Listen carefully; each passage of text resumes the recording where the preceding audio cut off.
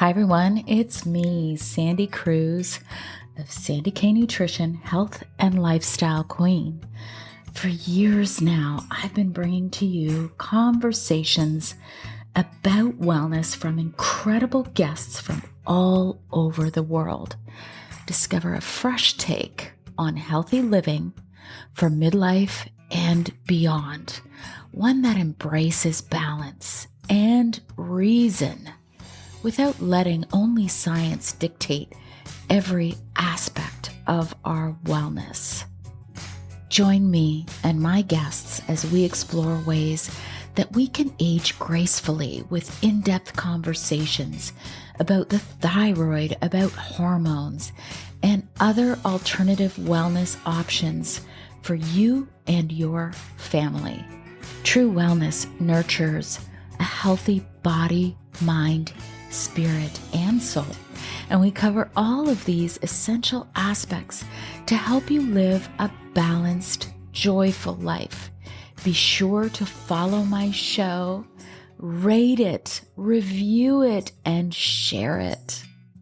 Always remember, my friends, balanced living works. Hi, everyone. Welcome to Sandy K Nutrition, Health and Lifestyle Queen. This is my checkpoint for my summer reboot series. I haven't recorded any preambles because, honestly, I'm enjoying my summer, my friends. And I feel we all should do that. And we all should take a step back and then recharge and then come back really in our own full, true power and essence. But today I thought I would check in just because this episode was one of my most popular, I think it was in 2024. And I have Dr. David Rosensweet coming back again for part 2 in the fall. So I am going to ask you to do a couple of things for me. Number 1, share this episode with as many friends as you possibly can. Share it on social media, share it wherever it is that you share information. Number 2, I'm going to ask you to follow me on Instagram. I am most active there. I am active there all summer long. I provide really informative insights on our wellness from all perspectives: body, mind, spirit, soul. Number 3, I'm going to ask you to review my podcast. I think the best place to do that would probably be Apple or Spotify. And if you rate it and review it, when I say review, that means provide me with a few kind words on how my podcast has helped you. It is 5.5 years now or so, just shy of 5.5 years, that I have been bringing really important conversations with amazing people in the industry of wellness, not to dictate what health means for you or not to speak at you, but to provide you with just those breadcrumbs to help you understand your own wellness and if it applies to you. Because one thing I say all the time is that we are all bio-individuals and we are such complex human beings.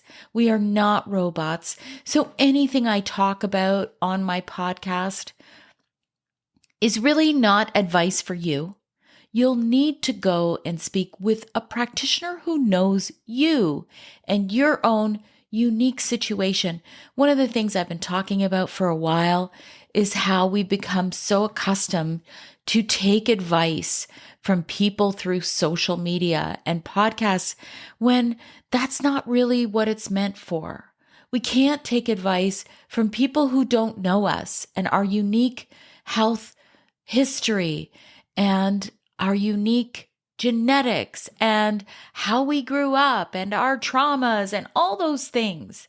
So That's what this podcast is for. It's here just to give you those little breadcrumbs that you can take with you as information in your back pocket to speak with your own practitioner that knows you. I just really, really wanted to state that. I've written a few amazing, amazing articles, and not to toot my own horn, but I'm going to do that because they're amazing. Because you're not going to hear about menopause like this, spoken about menopause like this, like I did in a few articles, recent ones in Substack. So follow me there. It's sandykruse.substack.com, and it's SANDYKRUSE. Be sure that you are subscribed to my podcast so you're going to get all of my newest episodes coming this fall.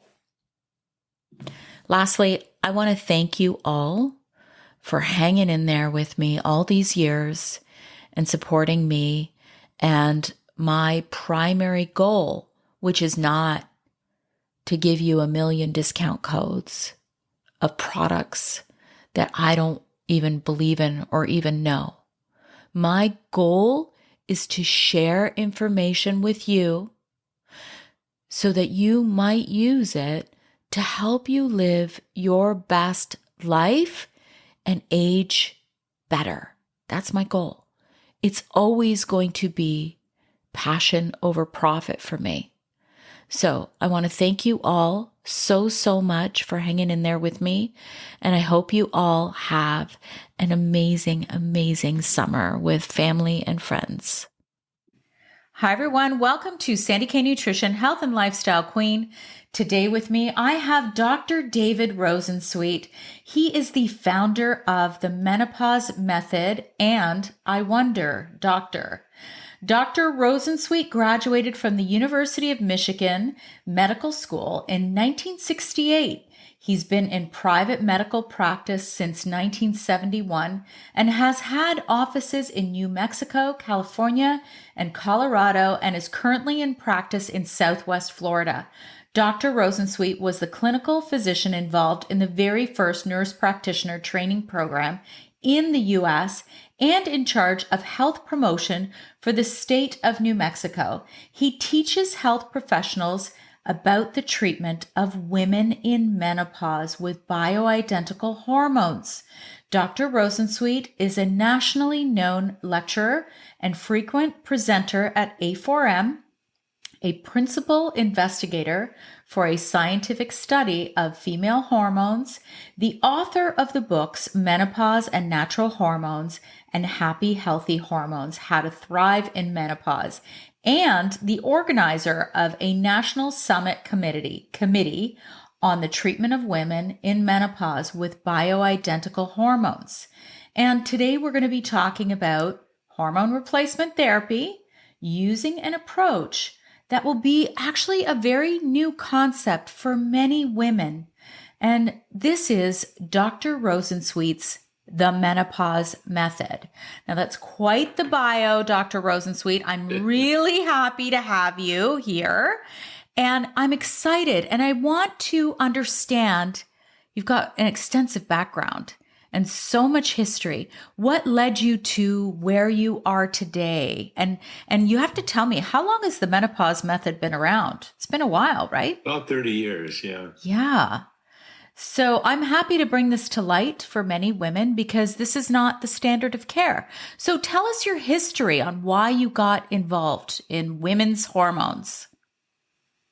Well, when I graduated medical school, which I loved medical school, I kept looking for other tools and got into nutrition and toxicity and what eventually became functional medicine or holistic medicine. And about 30 years ago, in my practice in Santa Fe, a patient that I knew really well came storming into my office one morning before office hours and was desperate. It was so unlike her. She was so brilliant. She had retired in her 40s. And to see her upset was really remarkable. And she said, I'm telling you, I'm going crazy. Don't pretend you know me. I am really miserable. And I had, well, serendipitously, or there's always divine guidance in our lives, and certainly in mine, and certainly in my career. And I had just spoken to a world expert on progesterone. This is 1992. And I gave her some progesterone. She was in her mid-40s. And 3 weeks later, I got a letter from her saying, "Oh my God, I can't believe this stuff. It's helped me so much. I'm myself again." And that was very impressive. But I haven't really taken hold of the reins of my career so much as it's unfolded. And before I knew it, she referred other women, and there I was, going down a pathway that was very familiar to me. I love biochemistry. I love hormones. And sure enough, my practice was pretty much menopause and now andropause as well. That's how it happened, Deborah.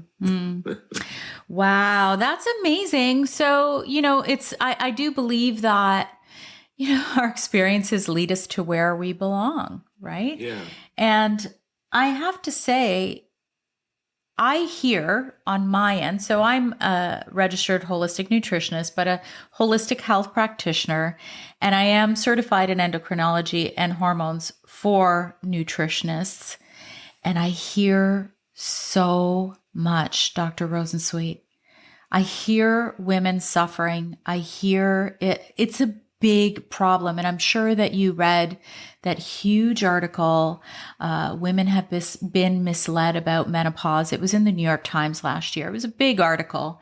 And now it seems to have more and more people are actually paying attention that this is a very real thing. It's not in our heads, and it can be very drastic for many women. So perhaps define what is menopause and what's the difference between menopause and perimenopause? Well, give you a little background. Young women and young men put out their peak amount of ovarian for women, testicular for men, hormones at the age of 20. And there's a gradual decline over the years for both. And it never stops. That decline never stops. Women have this rather profound event midlife, is there's no longer enough estrogen to form a lining to menstruate. So it's pretty clear that something went on there. And both for women and men, these are some of the most powerful biochemicals in our body, and they're everywhere. They affect our brain, our bones, our arteries, our sexual functions, our energy. And so when we get depleted in them, dramatic symptoms have occurred. And that's been happening for a long, long time. And what was pretty silent about it was back in the 40s and 50s, 1940s and 1950s, there was remedies for this. So there was 40% of American women were actually on hormones. They were on horse urine-derived estrogens, and sometimes with a cousin of its. And so it wasn't that big of a topic because a lot of women sought the help, got the pills, and then it became a much bigger topic because in 2002, a false reporting of a study suggesting there was risk when it wasn't so scared everyone away from the whole field. And 18 million American women who were on Premarin and Prempro, and also some compounded, it dropped down to less than 2 million. And the consequences of not being with these hormones at an age when women were speaking up, they collided, and there was great misery because, it's actually a fortunate event that midlife, 80% of American women have such tough symptoms to deal with, because it's the purpose of illness is to attract our attention and ask the question, what's going on here? Mm-hmm. And the stronger those symptoms, the stronger the calling.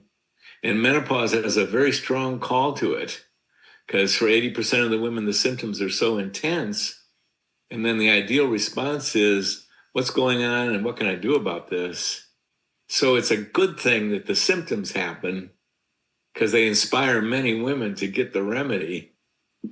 And although it's not relevant for our talk, the same thing happens to men. Men have been losing their erection midlife for a long time, and it's getting worse. It's occurring earlier and earlier. Yes. Men experience the same losses. We didn't know about it. It was pretty silent until Viagra and Friends came out, in which it became one of the most popular drugs of all time. So it's not unique to women. And along with the loss of erection for men, there's a lot of other losses that have really changed the nature of men's life. So, yeah. It's a big deal. Menopause. You could say perimenopause begins at the age 20. Yeah. But nobody experiences those issues of the slight declines, or very few women do. But by 30, there's women out there who are having experiences that are different. And by 40, there's more women who are having experiences related to insufficient ovarian hormones. So it's a spectrum. Perimenopause, we define menopause when there hasn't been a period for 12 months. What do you think of that? It's pretty gray because the decline never ends. Well into your 80s, women are still declining and approaching zero. Okay, I have to ask you about that, because that whole wait 1 year before you do anything, a lot of women are suffering in that 1 year. You know, they don't have a period, let's say, for 8 months. Their doctors won't help them. There's a misconception there, Sandy. Yeah. The 1 year has to do with one thing. Okay. Gynecologists have identified that women can still be fertile until 1 year without a period. That covers almost every single woman. It relates to fertility. It has nothing to do with when it's optimal to start dealing with hormonal decline. And we're dealing with hormonal decline right now in women in their 20s, women in their 30s, because these declines, which I describe very much in detail in my book, Happy Healthy Hormones, and your audience is welcome to the latest edition. If you wait a week, we're just publishing the 8th edition of it. I define how that decline plays out. First in the loss of progesterone, usually, yeah. I'm glad you said that. Only to fertility. I'm so glad. Tell a man who's 45 that he's losing his erection that, well, he should probably wait till he's 50. It's absurd to wait. That's not going to happen. There's a misconception there. Yeah. I mean, I'm so glad you said that, because there are so many doctors that follow that study that you mentioned, that antiquated study that was pretty severely flawed, and B, follow this 1 year no periods rule. Meanwhile, how much damage is being done, to bone, to brain health, like in that 1 year of severe suffering? Well, you're bringing up the elephant in the room of menopause. Yeah. And I've never seen anything like it in medicine. There's no field of medicine that got such distorted information with such an adverse impact as the false reporting of that study. And let's look at that. Okay. In 2002, it was common practice for physicians of many, many different types to, a woman goes into menopause, give her treatment for it. Not a big hullabaloo was made about it because it was so available. Like Premarin was the most popular and profitable drug of all time at that time. So there wasn't much thought about it. And along the way, from the 1980s, the compounding, the holistic doctors, we were getting onto compounded and the individualization could occur. So that was also occurring. Then in 2002, out comes this study that was falsely reported. And what was reported was there was increased risk for breast cancer, heart attack, and stroke if you're on hormones. Yes. It scared providers and women all over the world. Yeah. I say false reporting because even in the study itself, there was no legitimate scientific reason to come out and say that. It was wrong reporting. And yet, once the press got a hold of that fear story, it exploded, and you couldn't put the cat back in the bag, and very few people read the details. I did. I had been already treating women for many years by then, and I read the report and I went, wait a minute. Women who are on Premarin in this study, they have a reduced risk of breast cancer in the study. And wait a minute, they're reporting increased risk with Prem Pro, but they are saying in the study it's statistically insignificant. What that means in medical science is don't draw any conclusions. But it was way too late. It scared everybody. And 18 million women on hormones went down to less than 2 million. Wow. And for all these years, it's not become, the real scientific truth has not come out. So I'd like to give you what that is. Yeah, tell it to us. That we're all at risk for thousands of diagnoses. We're all at risk for hundreds of cancers. As a man, I'm in relatively increased risk for prostate cancer, and there's reasons for it. And women have a small increased relative risk for breast cancer, and there's reasons for this. But given all these risks, the actual medical science is this.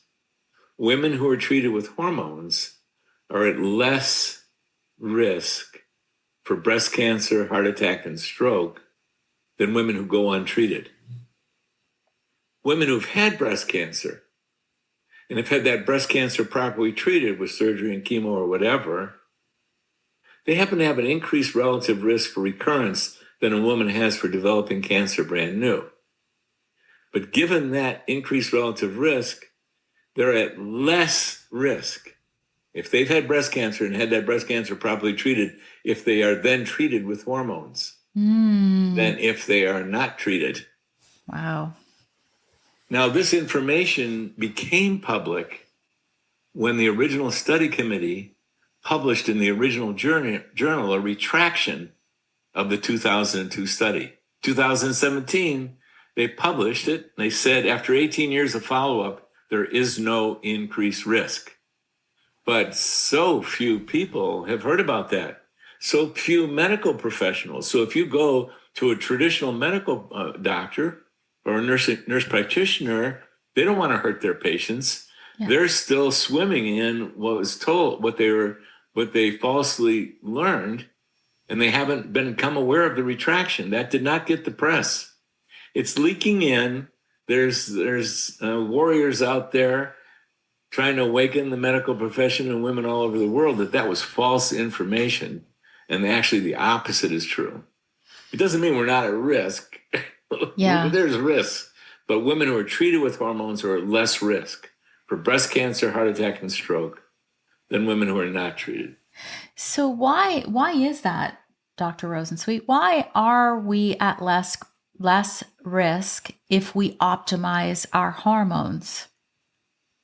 Well, the science has not been done on this, but it's pretty easy for me as a physician to understand why.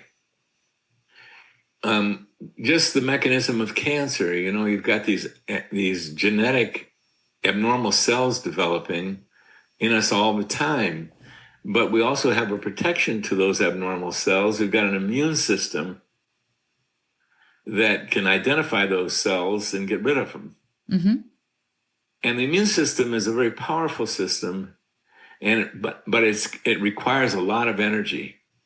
And what we know about our lives is that over time, for various reasons, we lose energy. Older people are usually more tired, weaker, and what did COVID show us? Yes. What every plague has ever shown us, that it was the older people who were so vulnerable because they didn't have the immune systems to handle the virus. So what does the immune system need? It needs everything functioning on full cylinders. And without hormones, you lose everything. You lose the ability to produce the amount of energy and vitality and have a vital immune system. Women who have estrogen had less trouble with COVID. It's that direct. That adequate hormones lead to a healthy metabolism, which lead to a healthy energy production, and the immune system is heavily energy dependent. Just to give you one simple reason why the risks increase. Well, okay. Now, the other thing I hear a lot, and by the way, Dr. Rosensweet, it's so interesting when you're talking about these studies, how it triggers some people. So I actually had a post where I just simply said estrogen in and of itself doesn't cause cancer, right? It's like, what's going on with the estrogen in your body? So many people were so triggered by that because they refer to the study that you were saying, and nothing was ever mentioned about the study that was the follow-up.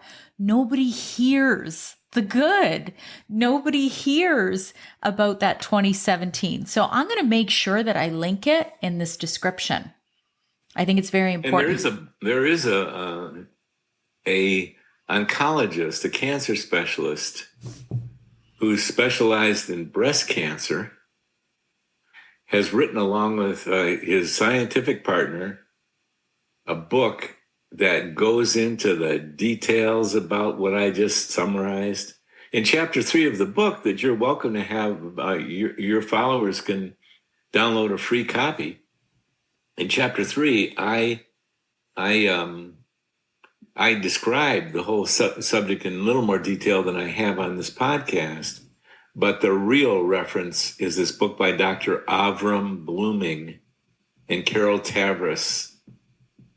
It's called Estrogen Matters. I've heard of that. For the scientific amongst you, and you will really get the details of what I just said. And the human race, since we were born, since we've all been around, we've had this element in us called fear. And it really speaks to the need, as part of our healing process, to put in a lot of time, energy, commitment, and courage to healing our emotions. Because if we don't uncover and unravel and heal this tremendous burden of fear that we're all walking around with, save for those who've really done the heavy lifting, that fear will jump out and grab anything and get its hands on, including be the source of a lot of unbeneficial human behavior. And so what sells? When someone puts out an article that we're at risk for breast cancer that's even false, oh man, that spread like an explosion. Yeah. When that gets retracted by the very same study committee that published the original study in the very same journal, hardly anyone's heard of it. Yep. So, human life. Yeah, There's some exactly. complexities to it. So another thing that I hear quite often is, well, our ancestors didn't need hormone replacement therapy. My grandmother certainly didn't use it, didn't need it. So why would I need it now? What would you think of that? Well, one of the main reasons that our ancestors didn't need it is because they were dead. Yes. Yeah, that's one thing I say. They don't live as long. There wasn't, throughout human history, menopause was a rare event because women didn't live that long. Yeah. And men lived even shorter lives. And then, yes, your grandmother. But if you die, you're not going to want the health of your grandmother necessarily. And there are some examples, and there was Cleaner Living, and you as a health coach, you know some of the details about this. But very few of these women had libido. Very few of these women had vaginas that were able to have penetrative intercourse with. A lot of these women, their bladders weren't working. And if you really get down to it, 50 years ago when I was in medical school, 55 years ago, we had a lecture from a gerontologist. That's an expert in aging. He specializes in what happens to older people. And the gerontologist told us, you medical students, thousands of diagnoses. That's great. Let me tell you what's really happening to old people. They're losing their muscle. They're going from canes to walkers to wheelchairs. And that moment from wheelchairs to walkers is where they have very much trouble living at home. They wind up in assisted living facilities and nursing homes. They've lost their bladder, and many have lost the ability to think. Mm-hmm. So there are the rare exceptions of the grandma or grandpa who did really well, could walk and talk. Let's put it that way. Didn't mean the men were having erections. Didn't mean the women were having a lot of other benefits. But yeah, when those hormones fall midlife, the majority of folks don't do well. Yeah, because it's worse now. There's other challenges to our hormones. They have to be factored in. As a health care coach, you know a lot about the other stuff that's really changing human life here. Oh, I agree. I mean, we could talk about food in and of itself and have a whole podcast on how food affects our health, right? But yes, I would agree. There's that factor. Now, here's something really interesting. I know you'll find this interesting. So the first time I had a hot flash was in October 2022. And as a physician, you may find this. I know it's an N of 1, but you've probably seen this. During that same time, I, as a nutritionist, became, I guess you could say I was in a pre-diabetic state. My HbA1c climbed to 6.1. And I developed chronic pain in my wrist, which, since then I have started bioidentical estrogen and I've been on progesterone a while now. But, we talk a lot about symptoms and it's like mysterious. It's like, why did all this begin right around the same time I started having hot flashes? Is there a correlation? I know we can't go back and test now, but in your clinical experience, possible? Why do so many things happen midlife? Why did that happen right around the time that I was clearly having symptoms of dropping estrogen? Like the pain in your wrist? Pain in my wrist, higher HbA1c. It was sure. I was having almost like a little cluster of symptoms right around the same time that obviously I was having changes in my period. I was having hot flashes starting. So I was feeling physically many different symptoms. Yeah, and the list of midlife symptoms in a woman whose hormones are declining, and men as well, it's really long. Yeah. And and anyone could Google what are symptoms of menopause, and you'll go, whoa, there's a lot of stuff there. And they all have an explanation. And in order to maintain a good hemoglobin A1C, which means that you're really managing glucose well, mm-hmm. you have to have a lot of things going for you, including your hormonal system. And once you lose hormonal contribution to glucose regulation and the stress comes in, because stress is a glucose raiser, you got the perfect storm for the decline. Plus midlife, so many people through a dysfunctional response to stress over time and dietary indiscretions, and I'm not saying that's true about you, but there's a lot of things that coincide midlife. The pain issue is a really interesting one. Why should women develop joint pain so commonly? Severe. I had a 55-year-old woman patient who was a high-end real estate agent who was on OxyContin. Wow.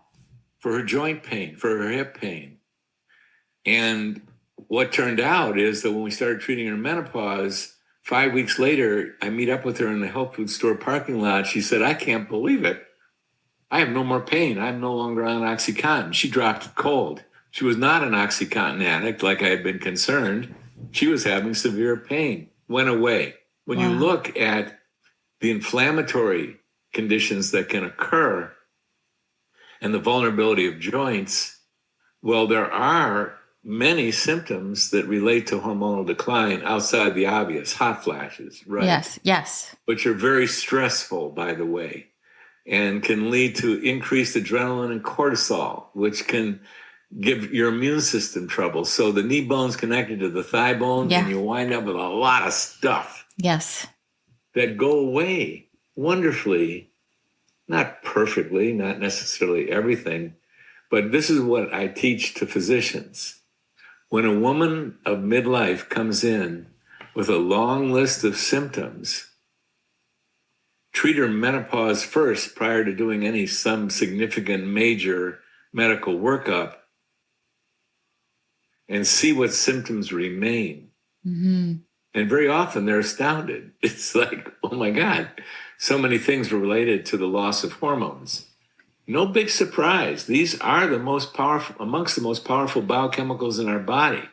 Yes. We don't do well when we lose our powertrain there. And then, there's a lot of, you mentioned vitality.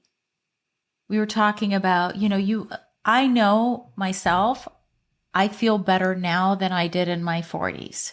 I had thyroid cancer in my 40s. So it took me a while to get back up to that feeling vital again. But now I never want to go back.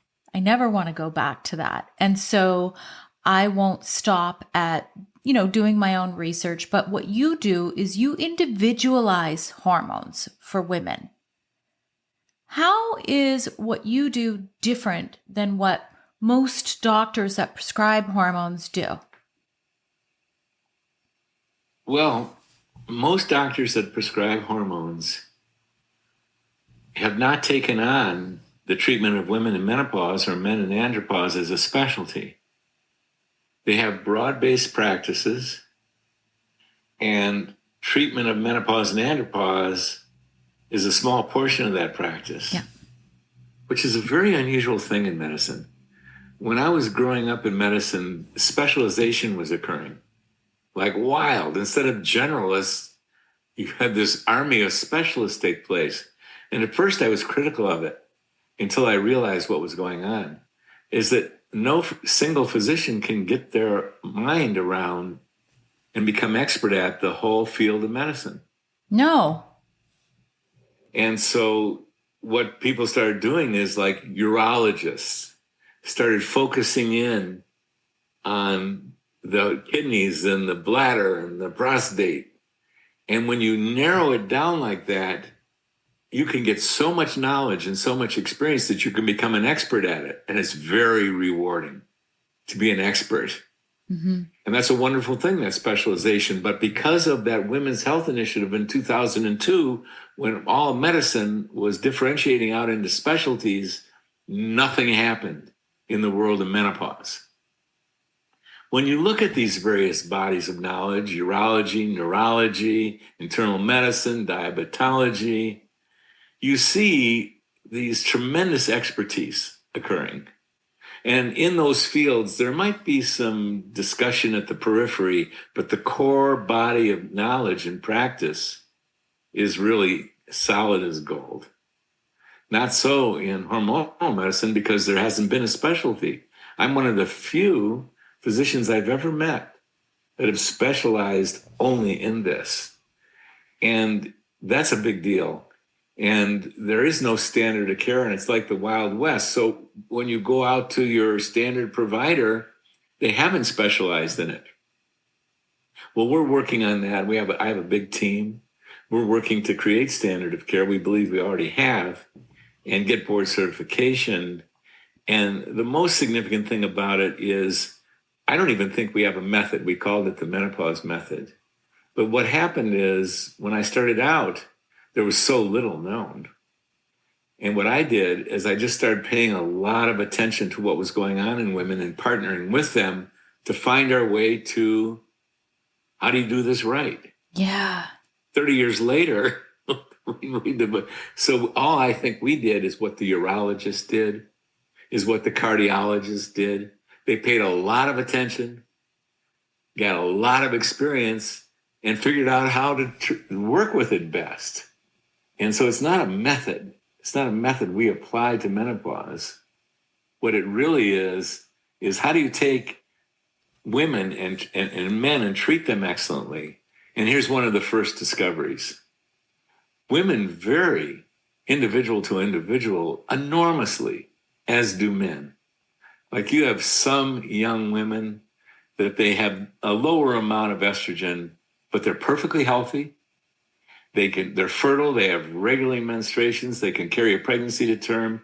You have other women that need 3 times that amount to be perfectly healthy, carry a pregnancy to term, regularly menstruate. There's tremendous individual variation in there. And there's a lot of different other variables in there. It's not a problem if you start out with the intention of figuring each woman out. She'll arrive at what is an optimal program for her. Yeah. And all you have to do is partner with the woman and listen to her symptoms, see, is she estrogen rich? Is she progesterone rich? Let's start out with low doses, gradually increase those doses, have symptoms disappear, discover the perfect balance just by symptom alleviation. Don't go too high or you'll get symptoms of overdose. You back down. And then we do 24-hour urine hormone testing on all women. Oh, I was going to ask you about that, because just doing a point in time blood work is, just because we're in menopause, it doesn't mean we're flat and we're the same all the time, right? Well, the opposite is actually true, and you're really uncovering something that matters. Yeah. Is that even a young, healthy woman who's clockwork menstruating, every 28 days or every 27 days, those women are ovulating. And those women, we know when in the month we have to test them. We have to test them on week 3 or you don't learn anything. Yeah, like day 19, right? It's usually... That's right. Yeah. That's when you test. However, these aren't the women who are showing up to doctors' offices because they're doing really well. So testing is really a challenge in women's hormones. In the perimenopause, everything gets worse. Because a woman's general body levels of estrogen are declining, her pituitary gland and brain are trying to reawaken the ovaries. And it pumps out these surges of stimulating hormones to the ovaries to get them to wake up again. Yeah. And it works. You get a low estrogen, you put out some extra FSH to stimulate that ovary. It puts out a level of estrogen that is higher than a woman ever had in her young life, but the ovary can't keep up with it. So you get highs and lows in the perimenopause. But the good news is you don't have to test in the perimenopause. It's a waste of money to test because we can tell by symptoms that the woman's low. She's having hot flashes in the middle of the night. She's not sleeping. Her mood is down. Yeah. So we don't test in the perimenopause, and that's a very, very important thing. And then testing in the menopause, 24-hour urines work great. They're gold standard since the 1960s. Everything else does not. And there's reasons. And there's a lot of popular testing methods out there. It's the Wild West in testing. But the one that works is the 24-hour urine hormone test, and nothing else does. Are you referring to the Dutch or no? Well, I'm referring to the dried spot urine. Because the Dutch is also dried urine. Everybody talks about the Dutch. I'm just going to talk about the dried spot urine. Okay. Just to be as politically correct. I understand. But it's pretty obvious as possible. But we've done cross-testing on this. We do not see the evidence that we need to see that it correlates well. We're still doing cross-testing on it, split specimens. We have women that we're testing by 24-hour urines and by spot urines. But there's a lot of scientific weaknesses in the dried urine. So I will not, I'm just going to give you my best shot. Yeah. What I know is great is 24-hour urine hormone testing. Okay. Everything else, no. Okay. And blood testing is fabulous for so many things, thousands of things. Yeah. However, when you have a woman who's being treated with hormones, when do you draw her blood? after she put on her morning hormones, an hour after, before she put on her hormones. When a woman puts on her hormones, you get a rise and then you get a fall. Right. So it's very hard to be specific with each woman. Is how high is she really getting? Are you going to test her every half hour to find out when she as an individual peaks, and then you're going to keep checking that? This work has not been done. It's too impractical to do it. I love blood testing for 1,000 things, but not for hormone levels. That is, in a woman that we're treating with hormones. Okay, so that's good to know. So you're saying when a woman is taking hormones, it's best to do the 24-hour urine. Yeah, absolutely. Most accurate. Absolutely. Okay, that's good to know. Now, we started to touch on symptoms. I want to get back to that because you raised a really important point. You are working with each patient. You're understanding their symptoms. You're kind of, you're customizing. And I think that very few doctors have that time and that expertise to hone in on that customization. So this is probably why you see a lot of women go on antidepressants when they're going into menopause, because it's easier to let's just treat the mood issues. And you must see that a lot or know of that happening but apparently that is one of the treatments for menopause, right? Instead of getting to the root of why is that mood dysregulation.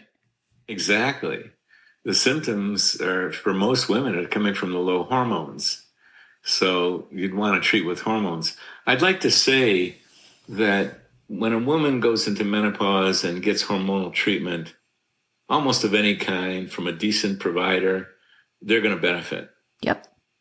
And then the question is, what do you want? Do you want something that's pretty general, that's going to make you sort of good? Or are you going to want something that's individualized? And to me, it was really obvious that what women and men really want is a high degree of skill. Like, for example, if you're a man and you've got a prostate issue and you need surgery, you're going to want to go out there and spend a lot of time finding out who's the best knife in town. Of course. And you're going to want to go for the best methods developed by the people who care about it the most.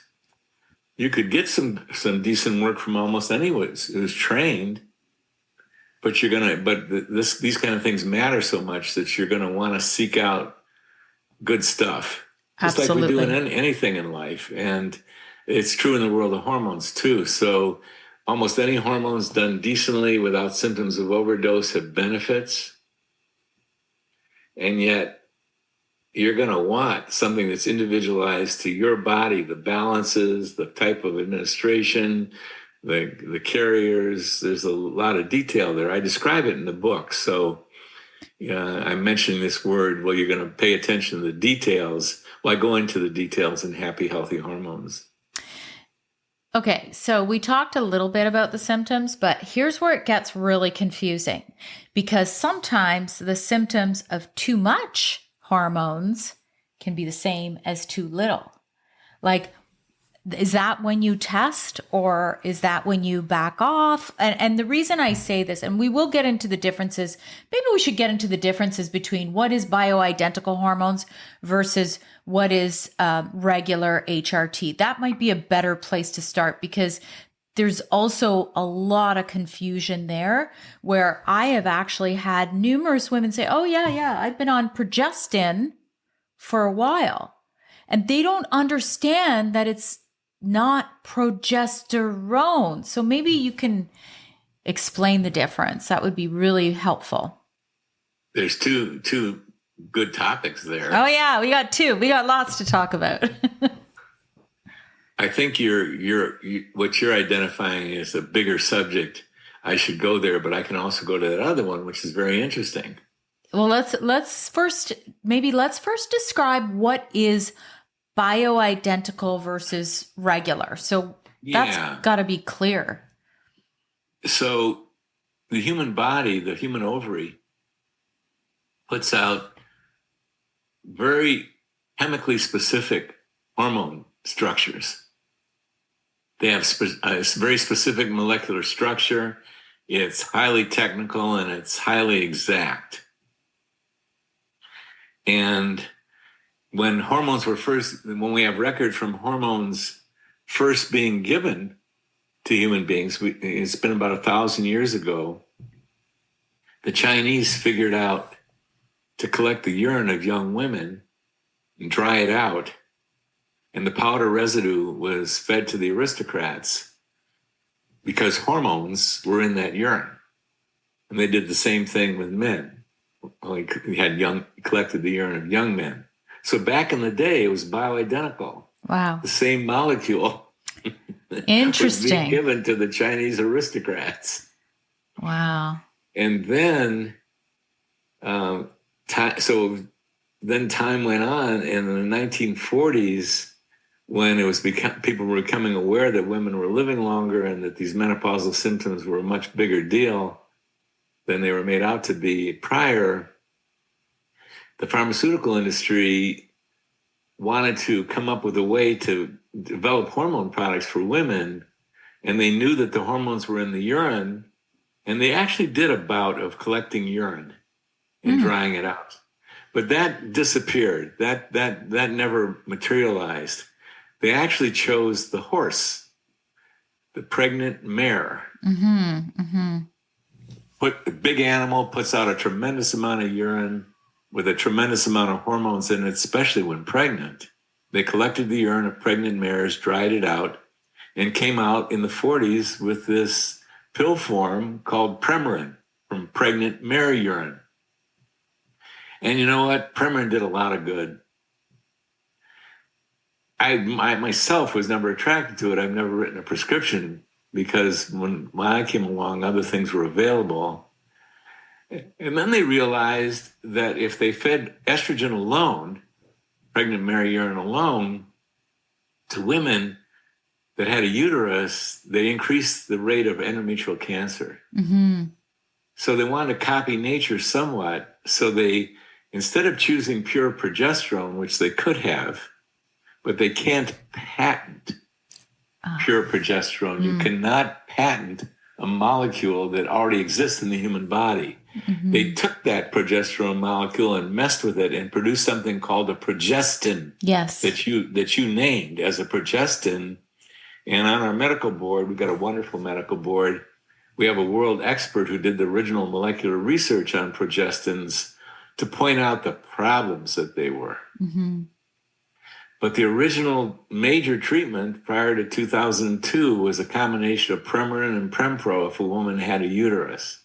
Combination of Premarin and Provera and our progestin. Well, if that's the only tool you have, it's pretty good. But like I was sitting having lunch with a pharmacist once, a compounding pharmacist, and he said to me, "Did you ever wonder why Premarin had such a thick coating?" I had never seen Premarin.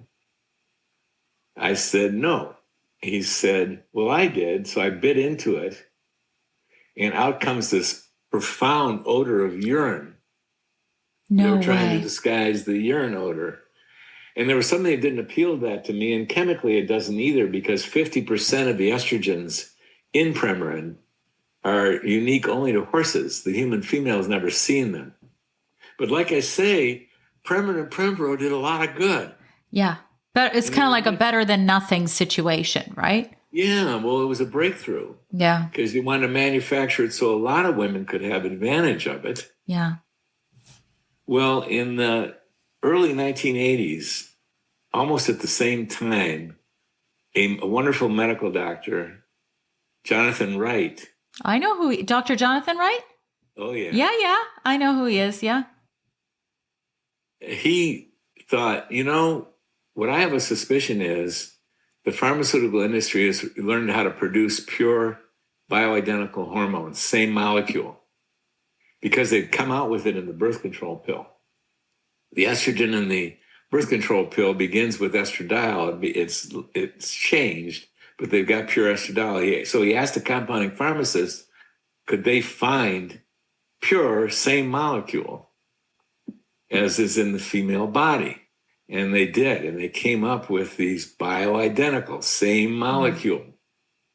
It turned out that the pharmaceutical manufacturers, in order to produce birth control pills, were buying up soy fields and extracting a precursor to steroid hormones called diestrogen, because plants are not that different than us. They got the precursors to these hormones too, and extracting it and putting them through a process, very elegant, very exquisite process.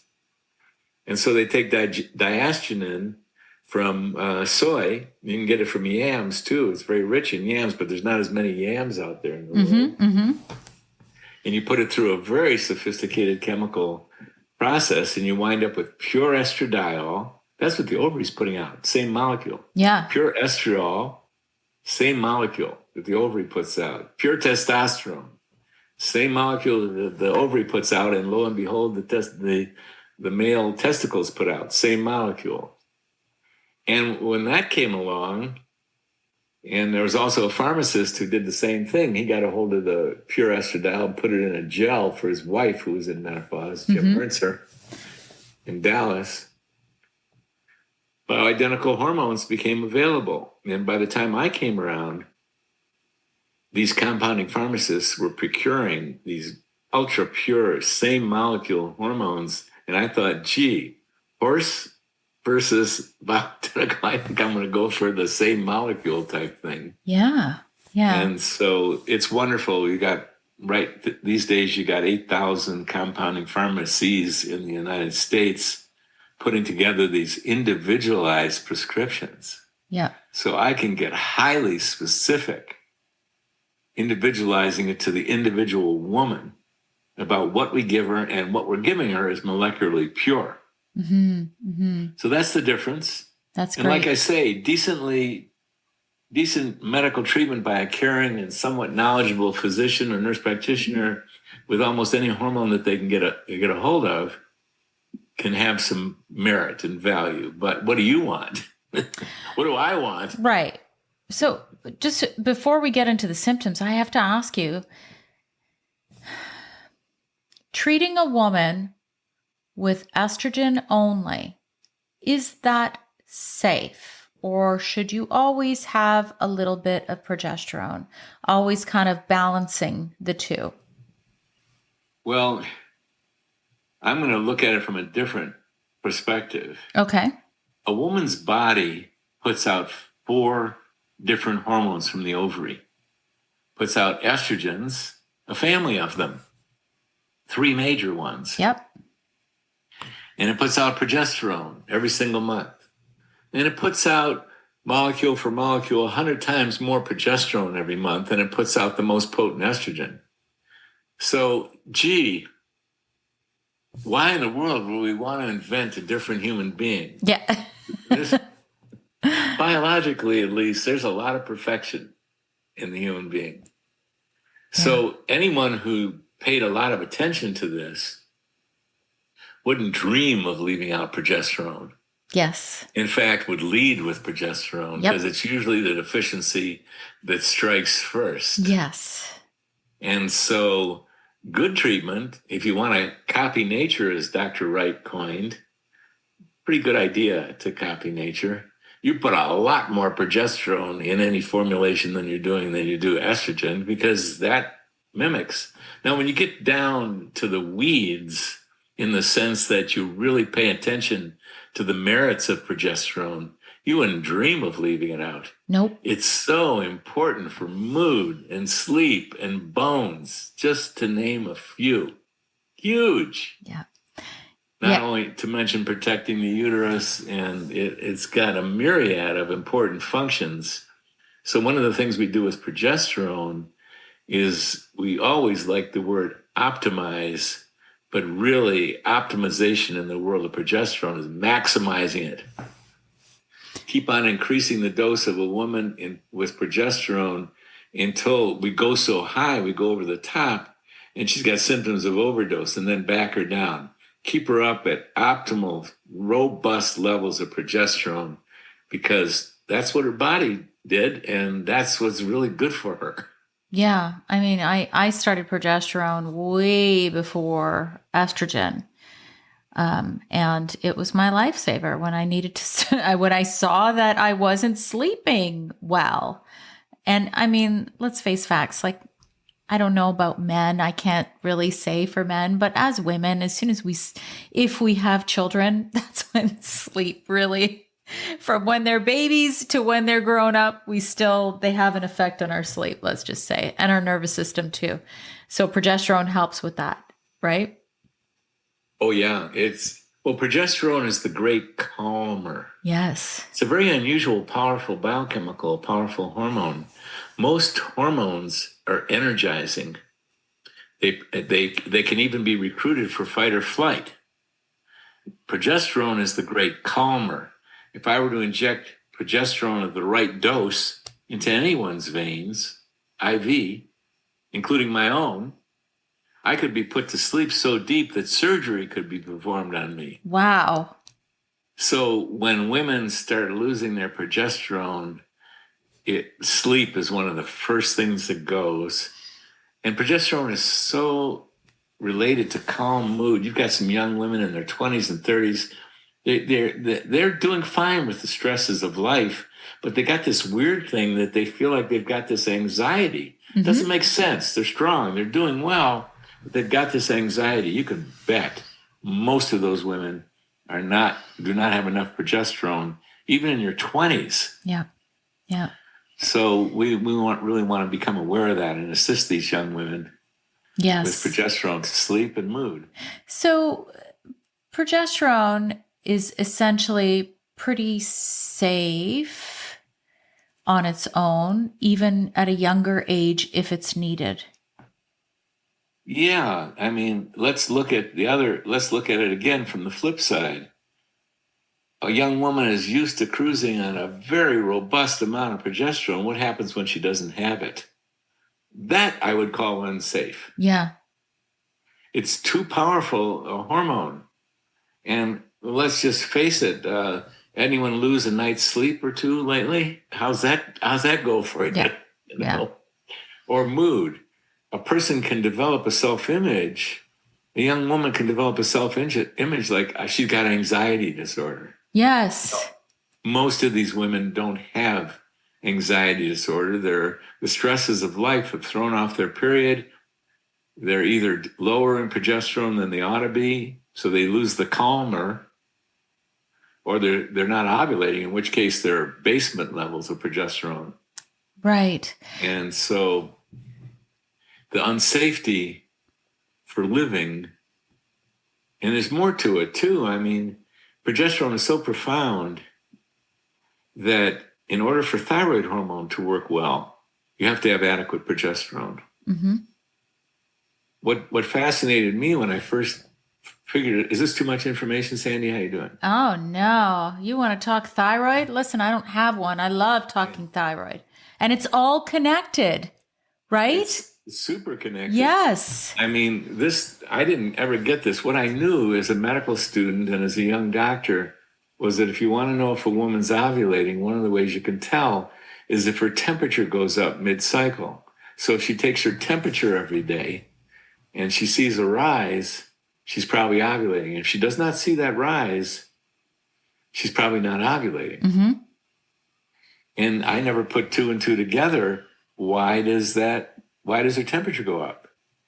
Because, well, one thing we know is that mid-cycle, if a woman ovulates, she gets this burst of progesterone, huge amount. If she doesn't ovulate, there's no burst. It's just a low amount of progesterone. And it turns out that progesterone facilitates the action of thyroid hormone. And one of the major multifunctions of thyroid is to inspire metabolism, which is how you combine oxygen that you breathe with the food that you eat. You burn it, you oxidize it, and the rate of metabolism determines how much energy you get and how much heat you put out. And so if thyroid is working really well, mid-cycle for a woman, you get so much more heat that you can actually measure it because progesterone facilitated the action of thyroid. So the knee bone's connected to the thigh bone.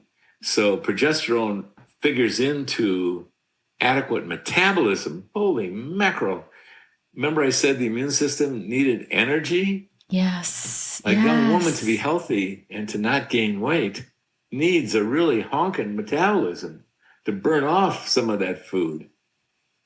So hypothyroid, low progesterone, I mean, the knee bone's connected to the thigh bone. It's amazing. Fascinating. And then even still, if you were to bring estrogen into the conversation as it relates to thyroid, when estrogen goes off, that also can affect thyroid function.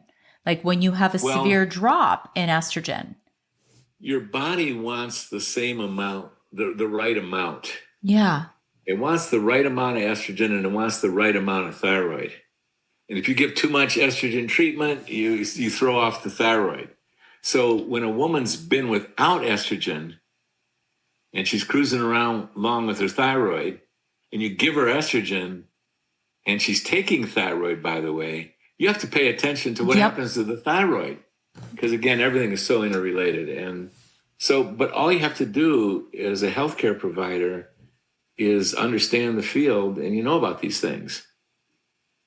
So a woman who's hypothyroid and is on thyroid medication to alleviate it, it's great, great stuff. When you're treating her in menopause, you somewhere along the line, like in the beginning, you do some sophisticated thyroid tests on her and then see what's happening 3 months later to make sure that you've got these two exquisite hormones in balance. Trust me, I know. I'm going through menopause without a thyroid and taking bioidentical hormones. So I'm lucky that I have an endocrinologist that does check my levels regularly because I've seen a lot of this in the last couple of years. So Are you on T4 and T3? so I'm on a beautiful mix of T4, T3, and desiccated because I wanted to have more of the symphony of the thyroid, which is why we added in the porcine, because I'd done so much research on it and I do understand my body and I do understand symptoms, but it gets a little hazy when we're talking about symptoms because some symptoms can be menopause, some symptoms can be too much estrogen, too much progesterone, or maybe it's my thyroid, and they all can kind of intertwine and get very confusing. This is a great segue into symptoms, right? What do you think? And it is a great segue. And you're also bringing up, though, prior to speaking about that segue, how important it is to become somewhat familiar with your own body. Yes. And, if we didn't live into these midlife years, we wouldn't, maybe not have to. But when you start losing hormones and you start taking nutritional supplements and paying attention to your health, it's nice to know a little bit and to do what you're doing. Because ultimately, these hormones are going into your body. And women vary and men vary. And so, a little bit, and this is how I figured it out, really. I knew a certain amount. I knew the hormones were going into a woman's body. We teamed it, and we did what you did. We adjusted this, we adjusted that, we tested. And so it's good to individualize. You can do a lot of good without individualizing. I don't want to underplay that. But when you want to feel really good, you really get specific. I think some women are also more sensitive than others. You betcha. Like some of us, I know that even if I take certain supplements and I know that, for example, if I take my thyroid medications too close to having my coffee, I have 1 cup of coffee a day, but I make sure that I don't take it within 2 hours. So I pay attention to these things because I can see and feel a difference when I don't. So educating women, which is something that you do, which is so powerful because we have this wisdom within and we need a great doctor to help us be like an advocate to help us feel our best. Yeah. It's like me and my auto mechanic. Without that auto mechanic, I couldn't keep my older cars going like I do. Yeah. Well, it's much more important. It's much better how you said it. And being super sensitive, I think we all are that sensitive, but some people are more conscious of it. Yes. We need that sensitivity. And it's the sensitive ones amongst us who are teaching us how to do the rest of the work. And, I've had many patients who were super sensitive. I know this one really well. And I began to realize about them that at a very early age, you're forced to a level of detail to work well with your own body that can make you an expert at it for your whole life. Whereas other people who aren't feeling these things, so it's a power, the sensitivity. And we train all of our physicians and nurse practitioners that you want to treat the sensitive ones differently. We want to go lower, start slower, go lower. Sensitivity does exist, and it needs to be respected when you're designing these ovarian hormone replenishment programs. We definitely pay a lot of attention to sensitivity. So you would treat my husband very differently than myself, because he doesn't notice anything. So. And I'm like your husband. Well, I could take a gallon of something and not feel it. Yeah. It would still have the same effects on me. Yeah. Ultimately. Yeah, exactly. So I have to ask you this, because I didn't ask about, I've heard and researched a lot as it relates to estrogen orally. What is your take on oral estrogen?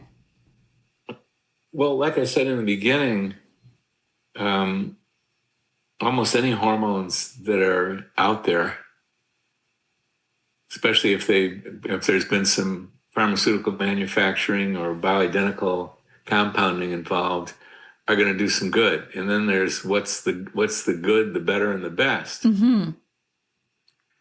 In order to get a hormone level up in the body when you take it by mouth, you got to give someone quite a bigger dose.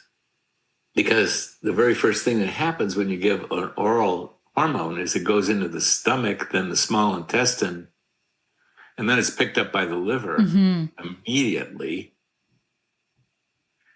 And the liver does its thing. And 80 to 90% of it is totally metabolized, never made it to the full body. So you got to give quite a bit higher dose. And that's part of the issue, because we don't want higher dosages and we don't want to deal with a bunch of liver metabolites. But that's not the main reason.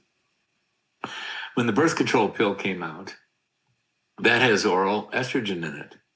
And what we learned, that a small number, but significant number of women were getting blood clots in their legs, called thrombophlebitis. And some of those women were having pulmonary embolus. That clot was breaking loose, going to the lungs, and even some women died from that. And that was from the oral estrogen. And what we've learned about oral estrogen is that it promotes, and I think it's through this first pass through the liver, coagulation proteins to be produced and inflammation proteins to be produced in the liver. So we have a general rule, and I've only given oral estrogen to one human being over 30 years because she was old enough that she couldn't put together applying things to her skin. She had enough dementia that she couldn't figure it out. So her pill giver could give her a pill, but couldn't deal with the topicals.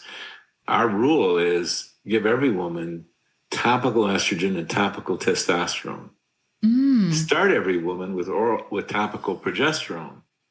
Yeah. Some women are going to need oral progesterone, which is safe, which doesn't. That's what I'm on now. I had to upgrade. Yeah.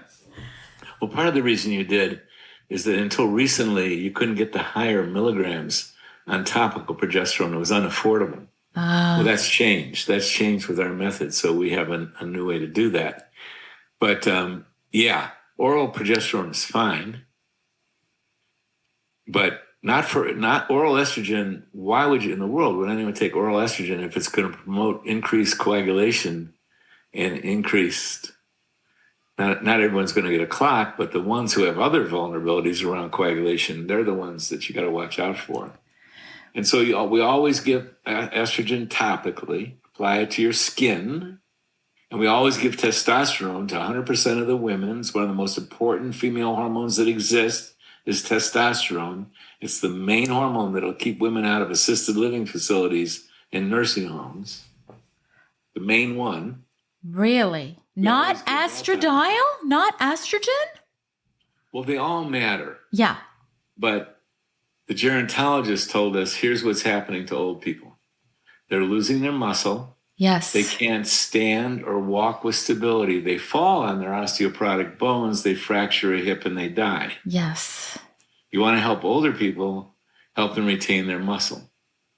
For over 90% of the people, even if they're good exercisers, and of course you can't live on this earth and not exercise. You pay way too big of a price.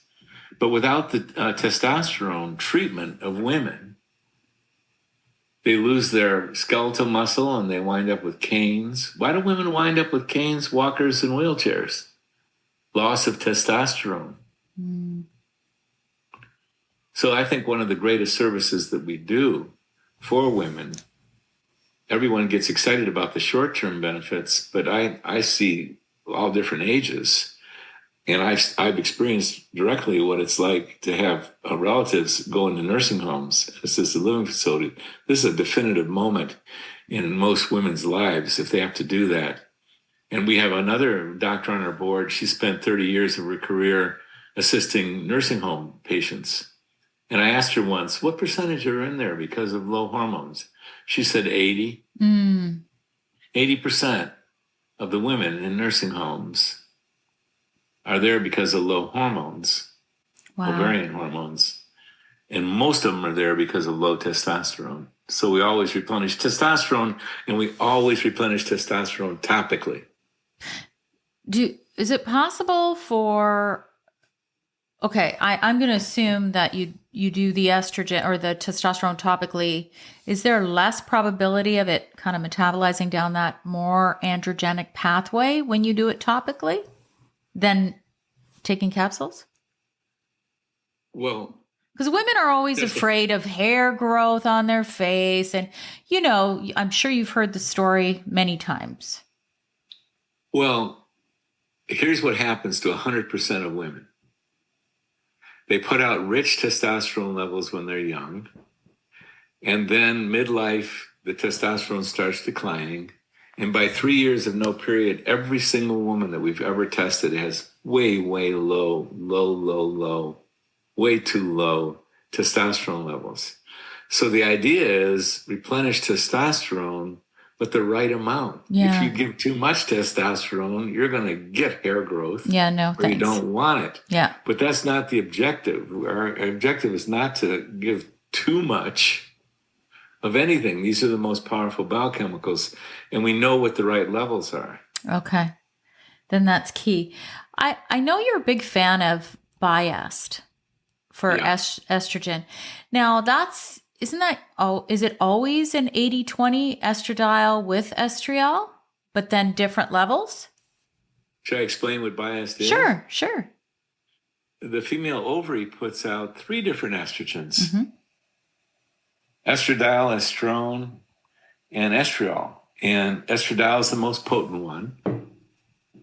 And then here's what else happens to women. Once a month, in this magical thing called the menstrual cycle, women prepare for pregnancy. They produce brand new cells in the uterus to become a cushion and a garden for the receiving of a possible fertilized egg. New cells, endometrial lining. If there is no fertilization, that whole endometrial lining sheds. All the new cells disappear once a month. It's amazing. Not only that, every single cycle, a woman prepares as if she was going to get pregnant. So she starts preparing for breastfeeding. And most women that I've ever spoken to, they could feel it. Their breasts would get fuller as the cycle advanced. Yep.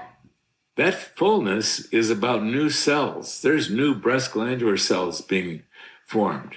There's cell division, and that's how you get new cells. Mitosis, a very vulnerable time in a cell's life. And if there's no fertilization, these cells disappear by a process aptly named apoptosis. Mm-hmm. Well, that whole proliferative phase, where the uterine lining's being formed, where the breast glandular cells are multiplying, that's under the inspiration of hormones. It's under the inspiration of estrogens. And the main estrogen that is inspiring proliferation is estradiol. If there's no fertilization, there's a whole deproliferation. These cells are disappearing. That's action of a second estrogen receptor site called estrogen receptor site beta, and the primary stimulant of the estrogen receptor site beta is estriol. Mm. Every single cycle, young women put out more estriol than they do the sum of estrone and estradiol. How do I know that? That's medical studies. Wow. Studies that took place in the 1960s, in which an oncologist, a cancer specialist, hope this isn't too much information. No. A specialist at the University of Nebraska tested the urine of young healthy women and women who had breast cancer. And that oncologist saw that the young healthy women had 1.3 times as much estriol as they did the sum of estrone and estradiol in their urine. Wow. I was funded, given quite a grant of a lot of money to repeat that study in the early 2000s. And we enrolled 600 nursing students. 100 of them were regularly menstruating. We couldn't gather samples on anyone else. Think of that. 1 out of 6 nursing students were menstruating regularly. We did the same test and we came up with 1.1 times as much estriol as the sum of estrone and estradiol. This is 50 years later. Same technology. It was 24-hour urines used in the 1960s by Dr. Lemon. And that's what we did for repeating that study. So the main thing is there must be a reason for some of these hormones. Must be a reason why estriol is there. Well, we didn't know anything about this. Dr. Lemon postulated that estriol was protective. No, he had no understanding. It wasn't until the 1990s that the estrogen receptor site alpha, the proliferative receptor site, and estrogen receptor site beta, the deproliferative receptor sites stimulated by estriol primarily, were discovered. The reasons discovered 30 years after what the actual biology was. Moral of the story, we like to copy nature, as Dr. Wright came out with in the 80s. He didn't want to give out pure estradiol. He said, rocket surgery, why don't we just copy nature? Yeah. And so nature, in order to produce that 1.3 in most women, you need to administer 80% estriol, 20% estradiol, even though estradiol is 8 times as potent as estriol. That's where the 80-20 came up. But when we do 24-hour urines, sometimes we don't see the right ratio, so we tweak the ratio of the treatment. We'll go to 70-30, 60-40, but I recommend, as an absolute, don't be playing with that ratio until you see the 24-hour urine and you've got reason. Because 80% of the women that we treat over 30 years, they do great with 80-20. Okay. 20% need a different ratio. Okay, that copy makes nature. sense. Yes. That's what we're trying to do. We're trying to copy nature. That makes sense. Yeah, I reversed it. I said 80% estradiol. I meant estriol, what you said. Yeah. And then 20 estradiol. So isn't estriol the hormone that is highest when a woman is pregnant? And because I've done a little research on estriol myself, and here I don't know what you're going to think of this, Dr. Rosensweet, but when I started to see a little bit of crepiness in my skin, I started to put just a little estriol under the eyes and a little here. And, because I was doing some research, I'm like, pregnancy glow, women who have that pregnancy glow, that beautiful skin. Isn't estriol really high when a woman's pregnant? Well, they're all high. They're all high. Okay. Estradiol is high, estriol is high, progesterone's high. They're all super high, like super high. But gee whiz, what are you saying here? What are you saying, Sandy, that estriol could be good for the skin? I'm saying it could be pretty amazing because, you'd laugh at me, but I had a viral TikTok, Dr. Rosensweet, because women are like, what?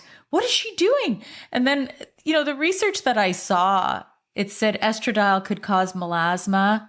I'm like, nobody wants that when you're over 50, yeah, but still, I'm like, estriol's let pretty. me give you a little history about that. Okay. This has been known for 100 years, 150 years. What's also been known is that the French were putting estrogens in their expensive skin creams and not revealing it, not listing it as an ingredient. Oh. In every single compounding pharmacy in the United States, there's about 8,000 of them, they got their favorite facial combination. And they all have estriol in it. But here's how I found out about it.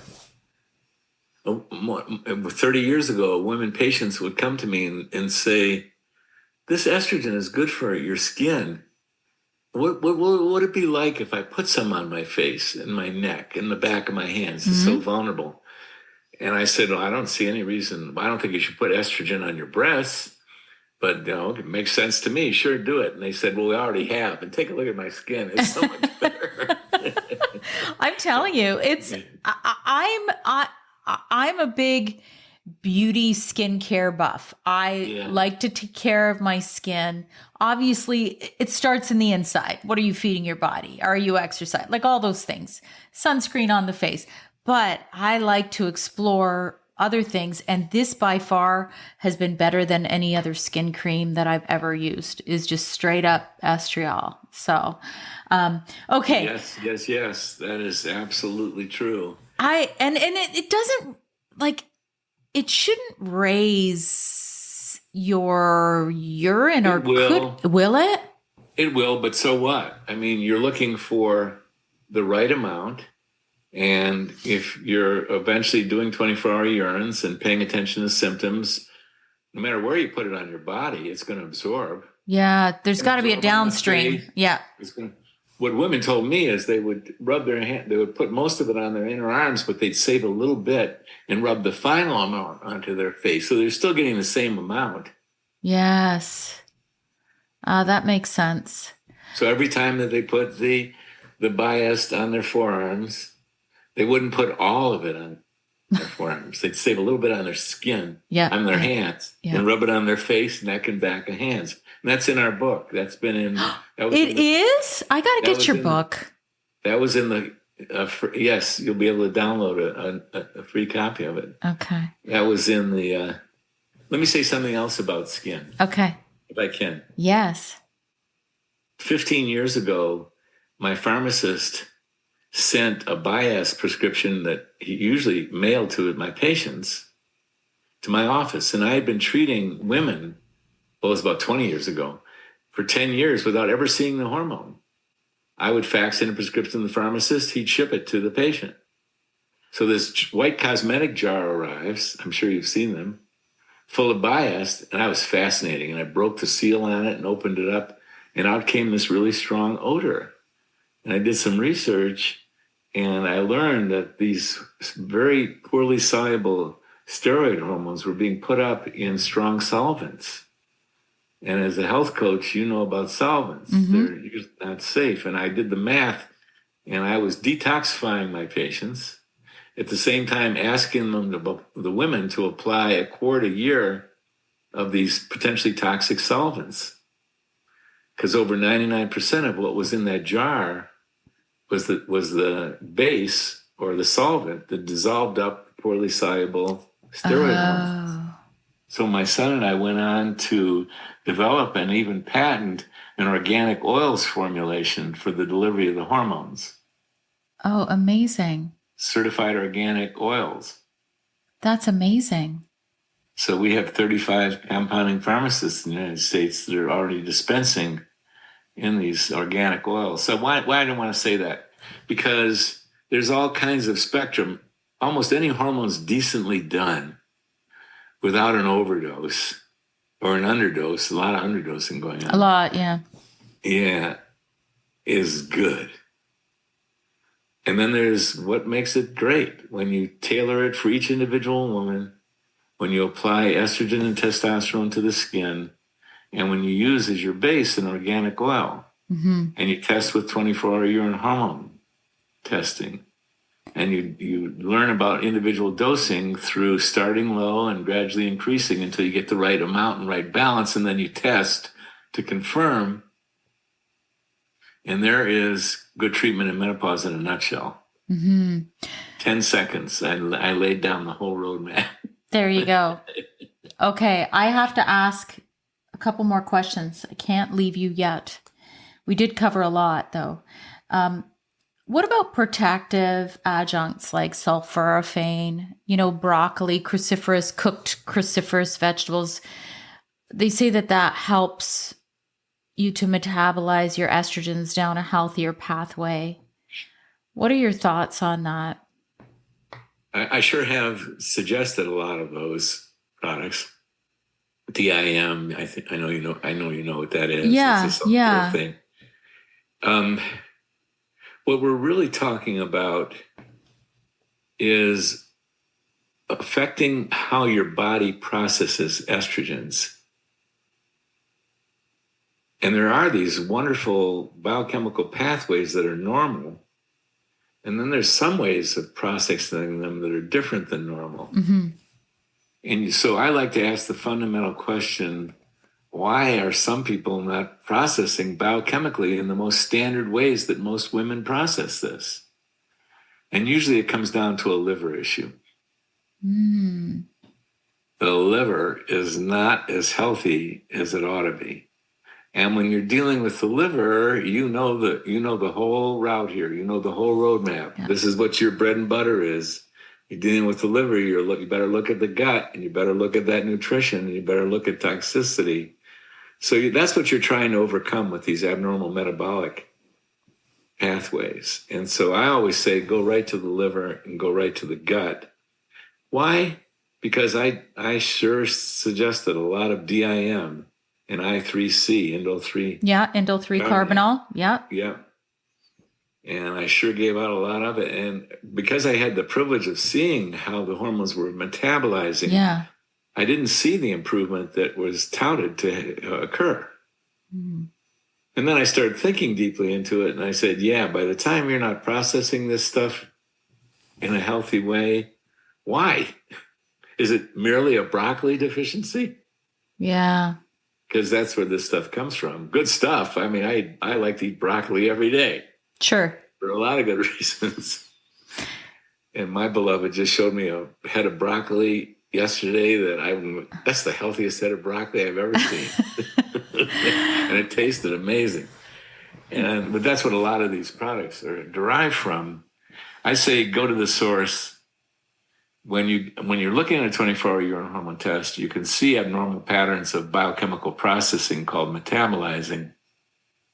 You want to do the whole functional medicine search for why. Yeah, I agree. What about genetics? Like I already know I have gut issues because they're directly tied to thyroid disease, which I had for many years before I had thyroid cancer. Let's face facts. But I didn't know the signs. I wasn't educated on the symptoms. This is going back so many years ago. But do you think genetics comes into play? Well, man, Sandy, these topics you I'm just throwing them all out at you. You're just throwing out I know. mannered question here. I know. But, I wonder, see, I had an aunt because my aunt died of uterine cancer. So, But I'm also believing that I want to optimize, but I want to do what's the most protective for me. Knowing my family genetics, I've run them up and down in all Yeah. sorts of ways. So, But let me comment on what I think genetics are. okay. Ideally, we'd be genetically perfect. We'd be designed for perfect health for 100 years or 200 years, and then we'd pass on. But the human race, I don't know if you've noticed, there's a little vulnerabilities and weaknesses and imbalances that are sort of run through the whole human race. Yes. And they show up on every level. Everything is multidimensional. Anything that's present on any level is present on every level. And genetics is a very unique position. It's right at the junction of information and physicality. In other words, something's talking to these genes and they're behaving in a certain way. And if they're talked to properly, they behave in the direction of health. And if you mess with the genes, you can throw off a physical body. And there's a lot of things that'll mess with genes, right down from the mind and thoughts and beliefs, down to toxicity and all kinds of things. In general, I find most of us are genetically designed for health. But if we mess with the genes by throwing threats at the human body, the genes are going to be the point that are going to have the power to alter how we respond. So, for example, if there's constant exposure to some kind of toxin, the human body as it's designed had better adapt, or it's going to get poisoned. Mm-hmm. So the only place of adaptation, or it all begins with, change the genes to change the outcome. So it's a very unique position. You can change things if you talk to the genes, right or wrong.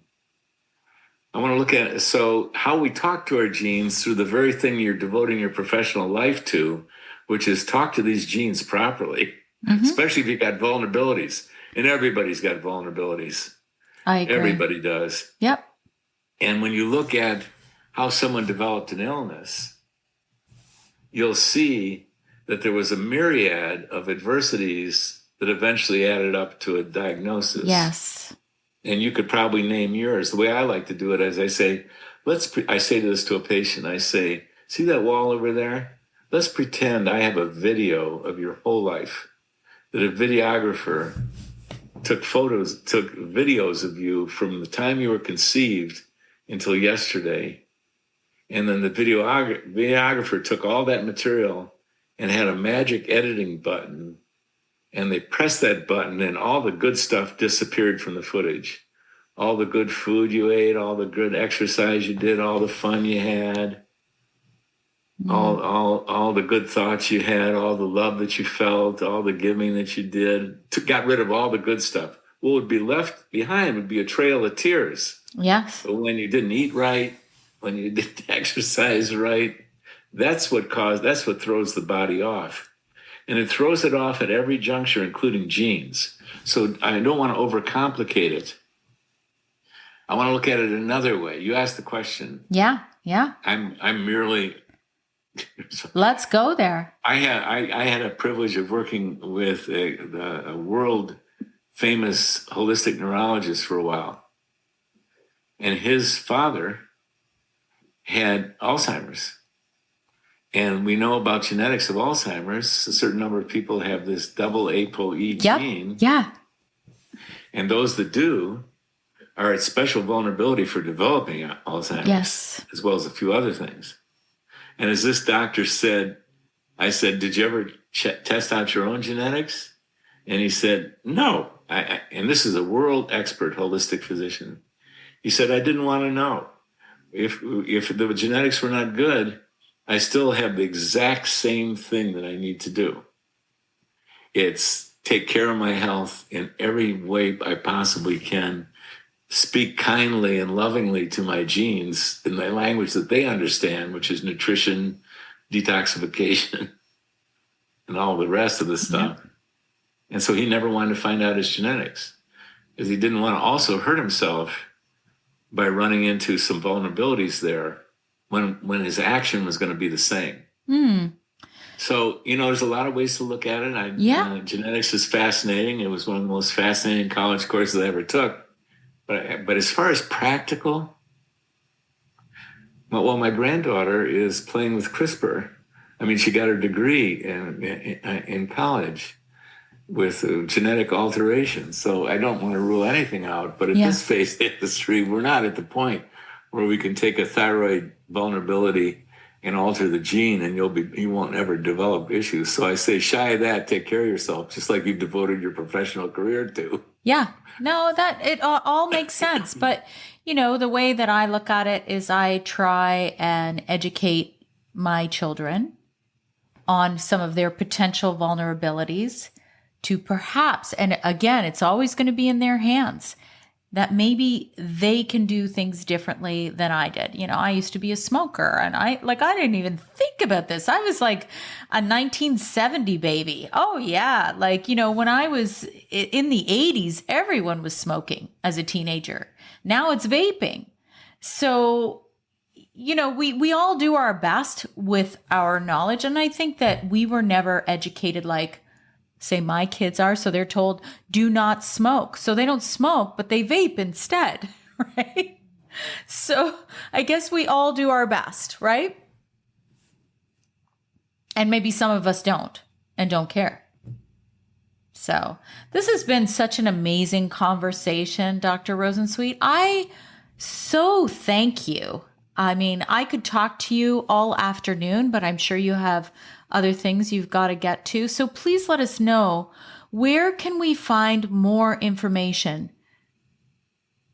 Karina, who you've spoken to, can give you access to the book. So all of your listeners can have a free PDF copy of the book. There is a printed copy, but you can have a free PDF copy of it. Amazing. And I want to pause for a moment and say, these are always co-creations, Sandy.